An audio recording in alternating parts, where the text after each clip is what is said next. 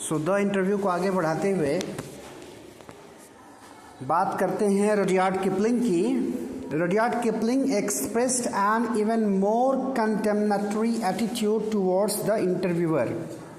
Rudyard Kipling और ज़्यादा भर्त्सना करते हैं यानी बुराई करते हैं, उनको इंटरव्यूअर्स पसंद नहीं थे। His wife Caroline writes in her diary for 14 October 1892 that their day was wrecked by two reporters from Boston. उनकी पत्नी कैरोलिन ने डायरी में लिखा था कि एक पूरा दिन जो है लोगों का बर्बाद कर दिया गया दो रिपोर्टर्स के द्वारा जो आए थे ऑब्वियसली इंटरव्यू के लिए बोस्टन में। She reports her husband as saying to the reporters, "Why do I refuse to be interviewed? Because it is immoral. It is a crime, just as much of a crime as an offense against my person, as an assault, and just as much merits punishment." क्या बोलते थे, क्या बोला उन्होंने interviewer से जो आए थे रिपोर्टर्स इंटरव्यू लेने? किपलिंग ने कहा ये गलत ही नहीं, इमोरल है, अनैतिक है। आप किसी की व्यक्तिगत जिंदगी में घुसने का प्रयास करते हो इंटरव्यू से, ये उचित नहीं है, ये भी क्राइम है, अपराध है। मतलब ये सोच थी उनकी इंटरव्यूअर्स को लेकर के। और ऐसा लगता था और बोले कि जैसे किसी के पास कोई गुण हो तो उस गुण का उसे रिवॉर्ड नहीं मिल रहा, उसको पनिशमेंट मिल रहा है। It is cowardly and vile. No respectable man would ask it, much less give it. कह रहा है कि ये मतलब बेहद ही डरपोक किस्म का काम है। कोई भी सम्मान वाला इंसान जो है इस तरह की बात नहीं करेगा इंटरव्यू लेने देने की बात। Yet Kipling had himself perpetrated such an assault on Mark Twain only a few years before. और लेकिन यहाँ पर बता रहे हैं कि यही किपलिंग जो अपने इंटरव्यू नहीं दे रहे थे, कुछ साल पहले इन्होंने मार्क ट्वेन का इंटरव्यू लिया था। मार्क ट्वेन एक बहुत बड़े राइटर हैं अमेरिका के, बड़े famous writer. H.G. Wells in an interview in 1894 referred to the interviewing ordeal, but was a fairly frequent interviewee and 40 years later found himself interviewing Joseph Stalin. Saul Bellow, who has consented to be interviewed on several occasions, nevertheless once described interviews as being like thumbprints on his windpipe. H.G. Wells ये भी एक बड़े writer हैं, आप लोगों ने 10th में पढ़ा होगा इनके बारे में, फुटप्रिंट्स विदाउट फीट, जो कहानी थी वैज्ञानिक वाली जो गायब हो जाता है, H.G. वेल्स की कहानी है। तो H.G. वेल्स ने एक इंटरव्यू में कहा था, मतलब इंटरव्यू को एक अच्छा तो खैर नहीं कहेंगे, लेकिन हाँ इंटरव्यूइंग ऑडियल टर्म दिया था उसके लिए। लेकिन खुद जो है कई बार उन्होंने इंटरव्यू कई लोगों का लिया अपने समय में। जोसेफ स्टालिन काफ़ी फेमस इंसान, देखोगे सबके बारे में इसमें लिखा है नीचे, थोड़ी बात कर लेंगे। साउल बेलो ये भी अमेरिका की फेमस राइटर है जिन्होंने कई मौक़ों पर इंटरव्यू दिया, हालांकि वो भी इसे सही नहीं समझते थे। देखते हैं सबके बारे में थोड़ी थोड़ी जानकारी। नंबर 2 पर यहाँ किसका नाम दिया था, रडियार्ड किपलिंग। देखो क्या दिया उनके बारे में, a prolific writer who was known as the poet of the common soldier. Rudyard Kipling poet माने जाते हैं आम सैनिक के। Kipling's jungle book which is a story of Kimball O'Hara and his adventures in the Himalayas is considered as a children's classic all over the world. Kipling का jungle book बड़ा famous है। जंगल book पर इवन आजकल तो cartoon पर भी आता है वो मोगली वाला किरदार जो है, इन्हीं का लिखा हुआ है क्या? हाँ, रडियार्ड किपलिंग का लिखा हुआ है जंगल बुक। उसमें कह रहा है कि उसमें स्टोरी है किम्बॉल ओहारा की और उसके एडवेंचर की। दुनिया के स्तर पर एक चिल्ड्रन लिटरेचर के रूप में जाना जाता है ये जंगल बुक। अगले नंबर पर अगर हम बात करें किपलिंग के बाद तीसरा नंबर H.G. वेल्स का है। H.G. वेल्स के बारे में क्या दिया है, an English novelist, journalist, sociologist and historian. Novel लिखने वाले, जर्नलिस्ट यानी पत्र पत्रिकाओं में काम करने वाले, सोशियोलॉजिस्ट यानी समाज के स्तर पर काम करने वाले, और हिस्टोरियन हिस्टोरियन हैं एच.जी. वेल्स, इतिहासकार। अपने साइंस फिक्शन के लिए जाने जाते हैं। इनकी किताबों में द टाइम मशीन है, द इनविजिबल मैन है, the war of the worlds है। तो द इनविजिबल मैन जो है वहीं से वो कहानी ली गई है जो आपको बताया मैंने, footprints without feet. 4th number की बात करें, जोसेफ स्टालिन का नाम है, कौन थे ये? A great Russian revolutionary and an active political organiser. Stalin का नाम रूस से आता है, एक महान रूसी क्रांतिकारी, और बाद में वो पॉलिटिकल ऑर्गेनाइजर भी बने, जोसेफ स्टालिन। 5th नंबर पर नाम आया था साउल बेलो का, a playwright as well as a novelist. America से हैं ये, नाटक भी लिखा है इन्होंने, नॉवेल्स भी लिखे। Bellow's works were influenced widely by world war second. द्वितीय विश्व युद्ध जब हुआ 1939 से 45 के बीच, तो उसका असर इनकी रचनाओं में मिलेगा आपको।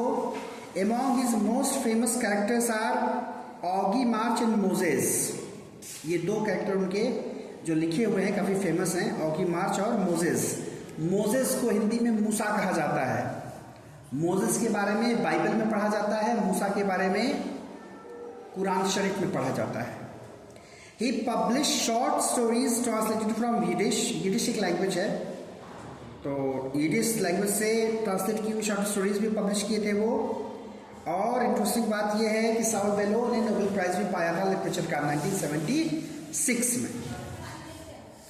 तो ये जिन नामों का उसमें थोड़ा सा डिस्क्रिप्शन दिया है, उसके बारे में थोड़ी जानकारी रही आपके लिए।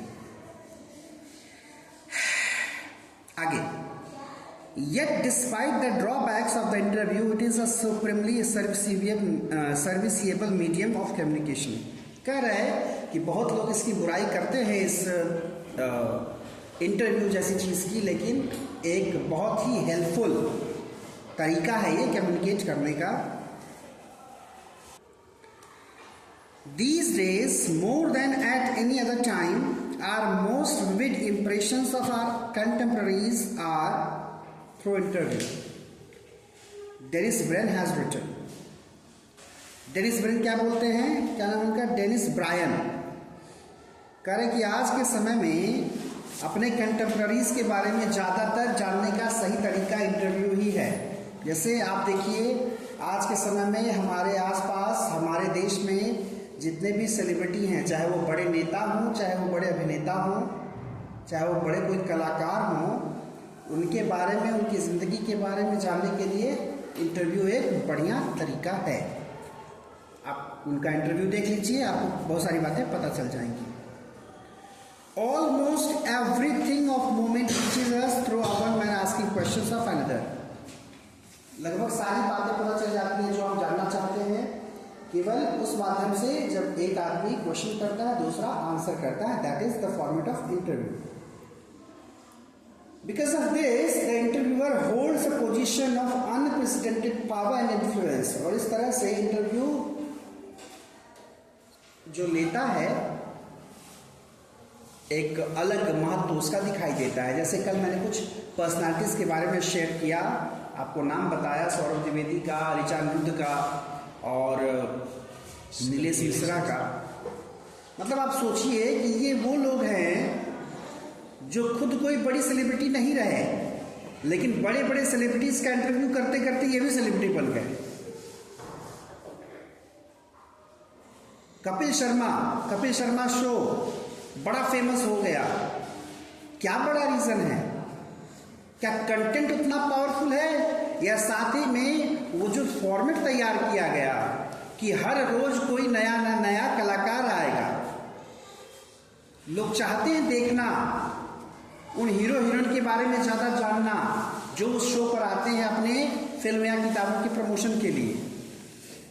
तो आप रोज उन नए एक्टर एक्ट्रेसेस को उस लेवल पर मिलते हैं, उनकी बातें सुनते हैं, क्योंकि मूवीज़ में तो आप उनको एक किरदार में देखते हैं, उनकी पर्सनल लाइफ के बारे में आपको कुछ नहीं पता चलता, उनके अनुभव के बारे में कुछ नहीं पता चलता। लेकिन वो जो फॉर्मेट है वो ऐसा है कि आपको रोज नए किरदार से मिलाएगा। कभी पोइट्स आएंगे तो एक साथ कई सारे पोइट्स आ जाते हैं, तो उनकी बातों से उनके बारे में बहुत सारी चीज़ें पता चल जाती। तो चलिए, अब ये तो पार्ट 1 बात रही, आपको बता दिया गया इंटरव्यू क्या होता है और इंटरव्यू का फॉर्मेट कैसे होता है। अब जो है बात हम करेंगे एक इंटरव्यू अम्बर्टो इको का है, उसके बारे में थोड़ी चर्चा कर लें। इसमें आप देखेंगे मुकुंद जो है अम्बर्टो इको का इंटरव्यू ले रहे हैं। अभी तुरंत पता चल जाएगा कि मुकुंद कौन है और अम्बर्टो इको कौन है, और देखिए कैसे कन्वर्सेशन होती है इंटरव्यू में। अम्बर्टो इको को कोट किया है पहली लाइन में ही, I am a professor who writes novels on Sundays, कि मैं एक प्रोफेसर हूँ, यानी रोज पढ़ाने का काम करता हूँ और संडे को नॉवेल लिखता हूँ। अम्बर्टो इको बड़े नॉवेलिस्ट हैं, बड़े writer. The following is an extract from an interview of Umberto Eco. The interviewer is Mukund Padmanabhan from the Hindu. The Hindu हमारे यहाँ का न्यूज़पेपर, उसके तरफ से मुकुंद पद्मनाभन जो है इंटरव्यू ले रहे हैं अम्बर्टो इको का। अम्बर्टो इको कौन है? A professor at the university of bologna in Italy, had already acquired a formidable reputation as a scholar for his ideas on semiotics, the study of signs. Sign यानी संकेत, भाषा विज्ञान में एक term है semiotics, उस पर काम है इनका, उसके लिए जाने जाते हैं प्रोफेसर ये। और ये इटली में एक जगह है बोलगोना, बोलगोना की जो यूनिवर्सिटी है वहाँ पर ये प्रोफेसर हैं। Literary interpretation and medieval aesthetics before he turn to writing fiction, यानी कुछ चीज़ों में मतलब लिटरेचर में काफ़ी इनका योगदान रहा है और बाद में तो राइटिंग करनी शुरू ही कर दी इन्होंने। Literary fiction, academic text, essay, children's books, newspaper articles, his written output is staggeringly large. काफ़ी कुछ लिखा है इन्होंने, पढ़ाई लिखाई के टेक्स्ट। लिटरेरी फिक्शन का मतलब नॉवेल्स वगैरह, निबंध, बच्चों की किताबें, न्यूज़पेपर में लिखे जाने वाले article. In 1980, he acquired the equivalent of intellectual superstardom with the publication of The Name of the Rose, which sold more than 10 million copies. एक बुक पब्लिश हुई थी द नेम ऑफ द रोज, उसमें इनका भी नाम था। 10 मिलियन, 1 मिलियन में 10 लाख होता है, तो 10 मिलियन का मतलब 1 करोड़ हो गया। 1 करोड़ से अधिक उसकी प्रति बिकी थी द नेम ऑफ द रोज की, तो उससे काफी फेमस हुए थे ये।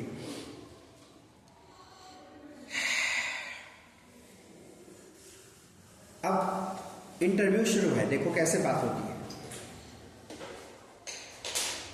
The English novelist and academic David Lodge once remarked, I can't understand how one man can do all the things he does. ये मतलब इको, अम्बर्टो इको की बात है कि डेविड लॉज ने एक बार कहा था कि मुझे समझ में नहीं आता एक आदमी इतने सारे काम कैसे कर लेता है, जैसा कि अम्बर्टो इको करते हैं।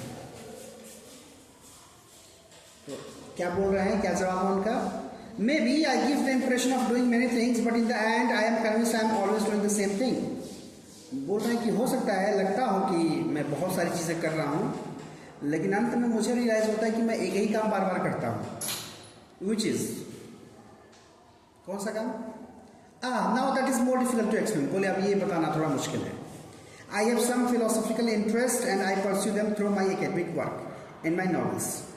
दर्शन की कुछ चीज़ें मुझे पसंद हैं और इसलिए अपनी राइटिंग के थ्रू, अपने एकेडमिक वर्क के थ्रू मैं उसको पूरा करने की कोशिश करता हूँ। Even my books for children are about non violence and peace. यहाँ तक कि मैंने जो किताबें बच्चों के लिए लिखी हैं उसमें भी अहिंसा और शांति की बात है। यानी ये 2 बातें हो गई, ये उनके आइडियाज़ हैं, उनके विचार हैं जिसको वो फैलाना चाह रहा है।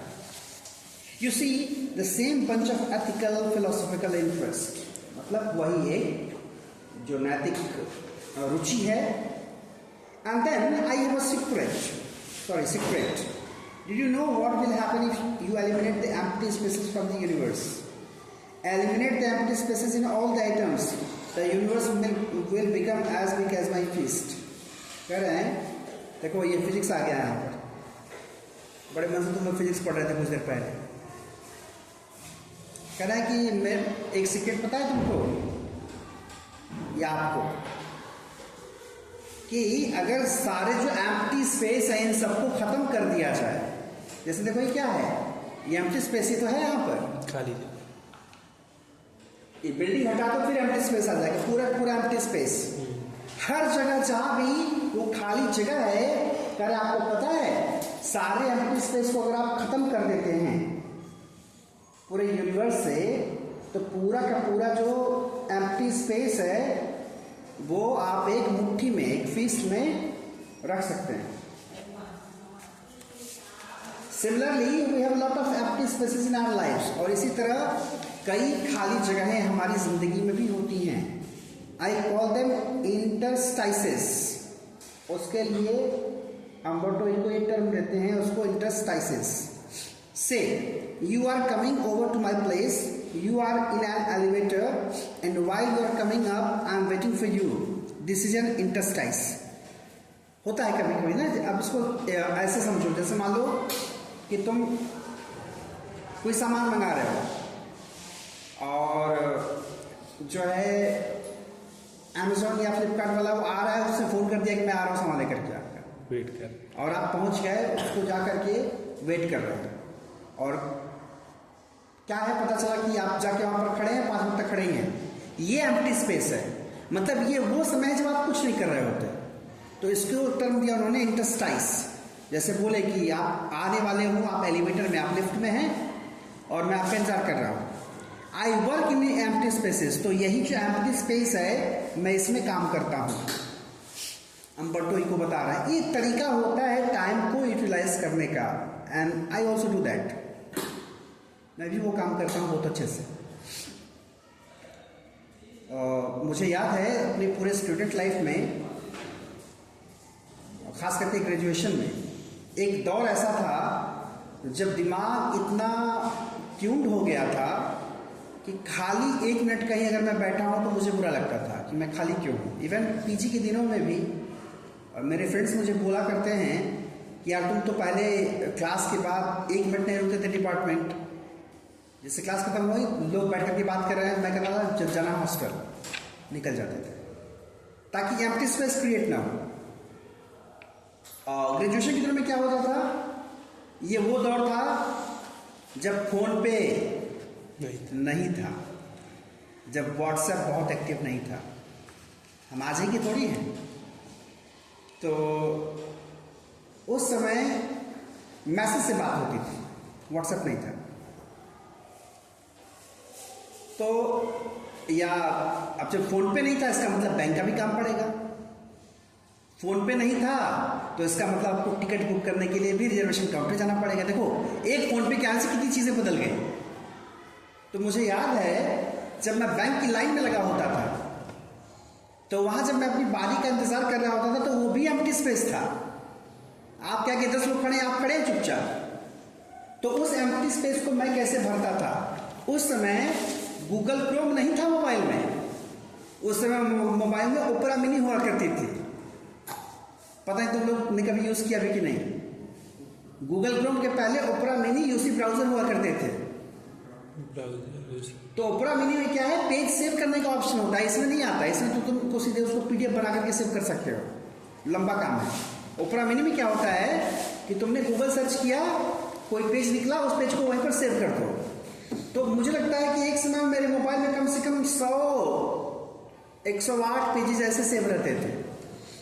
अलग अलग चीजें सर्च किया हूं, कोई वर्क पढ़ रहा हूं, कोई चीज पढ़ रहा हूं, कोई भी टॉपिक, हिस्ट्री का है, साइंस का है, आर्ट्स का है, लिटरेचर का है, तो सारे पेजेस सेव रहते थे। उसका फायदा क्या होता था, सेव क्यों करता था कि मैं कहीं ऐसे जगह हूं जहां नेटवर्क नहीं भी है तो भी मेरा काम रुके ना।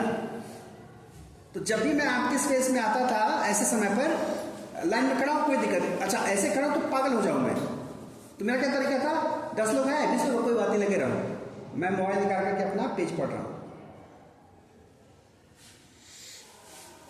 और ऐसा करके मैंने बहुत कुछ डाला है यहां पर इनपुट, मतलब उस टाइम का पूरा यूटिलाइजेशन।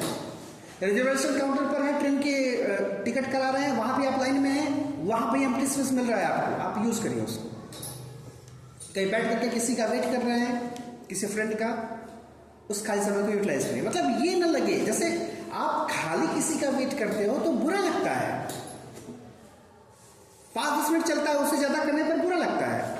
अगर आपको थोड़ी भी समय की समझ है कि आपका समय बर्बाद हो रहा है। अच्छा, अगर आप खेल कूद रहे हो कोई दिक्कत नहीं, एकदम मस्ती से खेलो कूदो, एंजॉय करो, लेकिन खाली चुपचाप आइडल की तरफ बैठे रहना उससे बढ़िया कि कुछ काम कर लो। तो मुझे याद है पिछले बार मैं जब एग्ज़ाम दिलाने गया था तो सेंटर पर था, खाली 2 घंटे में बैठा था। उस 2 घंटे में मुझे शाम को एक क्लास भी लेनी थी, उस क्लास की तैयारी भी कर ली मैंने बैठ करके, बाकायदा नोट्स वगैरह तैयार कर लिए पढ़ करके घंटे भर में, और एक आध सीरीज के कुछ एपिसोड्स देख लिए बैठ करके। कल मैं जब रुका हुआ था तो कल मैंने क्या किया, एक फॉर्म भरना था। जैसे मौका मिला, लिंक आया, मैंने फॉर्म तुरंत भर करके खत्म कर दिया काम। अब उसमें क्या होगा, जैसे मान लो तुम बाहर हो, तुम बाहर बैठ के किसका वेट कर रहे हो। अब आप तो है नहीं कि तुम आराम कर सकते हो, घर पर तो हो नहीं।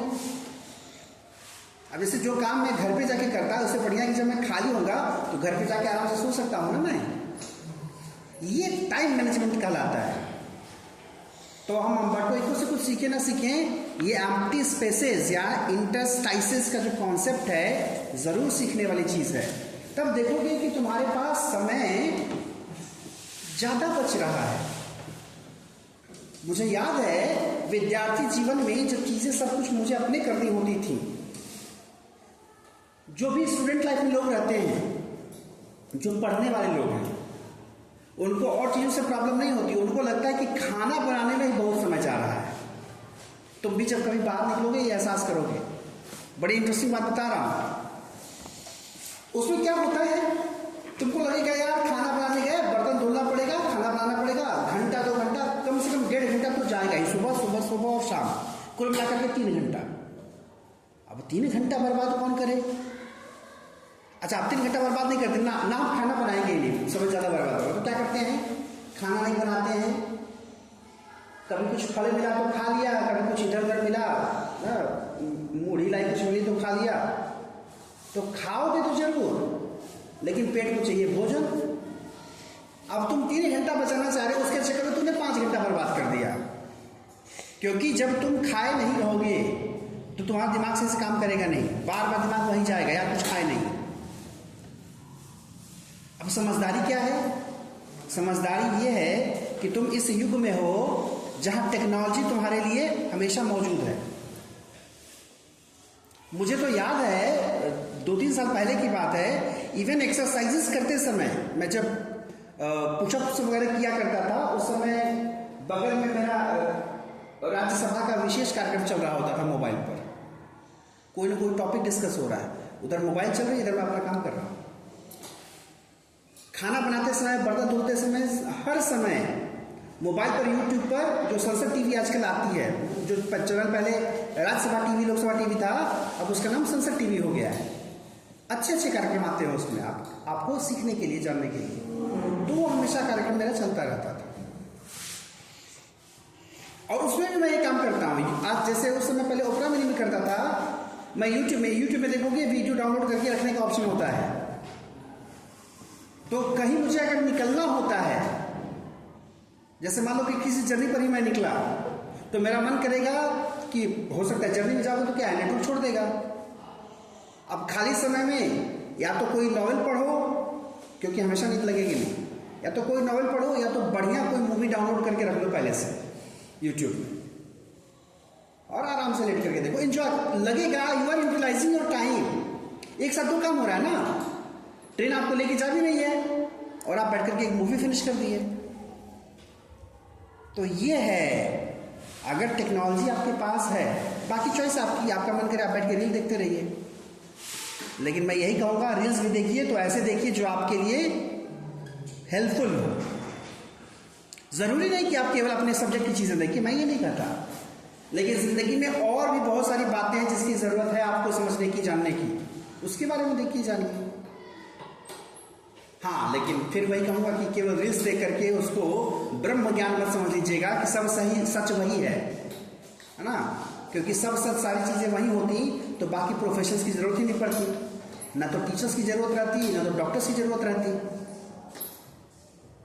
लेकिन हाँ, अम्बर्टो इको का ये कॉन्सेप्ट काफ़ी प्यारा है। तो क्या बता रहे हैं? While waiting for your elevator to come up from the first to the third floor, I have already written an article. तो क्या कर रहे हैं कि आप फर्स्ट फ्लोर पर एलिवेटर में बैठे, थर्ड फ्लोर पर आप आ रहे हो, मैं आपका वेट कर रहा हूं, उतनी देर में मैं एक आर्टिकल लिख के खत्म कर देता हूं। मतलब वही है, एम्प्टी स्पेस को यूज कर लेना। मुकुंद कह रहे हैं कि not everyone can do that, of course.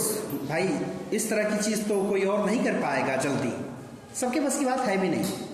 कई बार लोग कहते हैं कि दिमाग बटा हुआ है, नहीं कर पाएंगे, है ना, आप उस एम्प्टी स्पेस का यूज नहीं कर पाते। Your non fiction writing, your scholarly work has a certain playful and personal quality about it. बोले कि आपने जो नॉन फिक्शन लिखे, नॉन फिक्शन का मतलब सिर्फ कहानी नहीं है, जो फैक्ट वाली चीजें हैं, स्कॉलरली वर्क जिससे विद्वता झलकती है उनकी, कह रहे हैं कि उसमें आपकी पर्सनल क्वालिटी दिखाई देती है। It is a mark departure from regular academic style. जो जैसे अभी आप पढ़ रहे थे, ये एकेडमिक स्टाइल है, जो किताबें सिलेबस आप पढ़ते हो एकेडमिक स्टाइल, इससे अलग हट करके, which is invariably depersonalised and often dry and boring. और जहाँ जब ज्ञान की बातें आती हैं तो ज़्यादातर बातें ऐसी होती हैं कि लिटरेचर को छोड़ दो, आप फिजिक्स केमिस्ट्री पढ़ते होगे, समझ में आता होगा, रूखा सूखा कैसे लगता है कि बिल्कुल बोरिंग टाइप का, है ना, जमाई आने लगती है, नींद आने लगती है। हालांकि उसमें भी जिसको इंटरेस्ट आएगा उसको मजा आएगा, वहां पर डिपेंड करता है आपको किस में इंटरेस्ट है। Have you consciously adopted an informal approach or it is something that just come natural to you. तो पूछा मुकुंद ने कि ये जो तरीका आपका लिखने का है, ये नेचुरली है कि आपने जानबूझ करके इसको अपनाया है? और इसका आंसर जो है अम्बर्टो इको ने काफी लंबा दिया है, रहने दीजिए।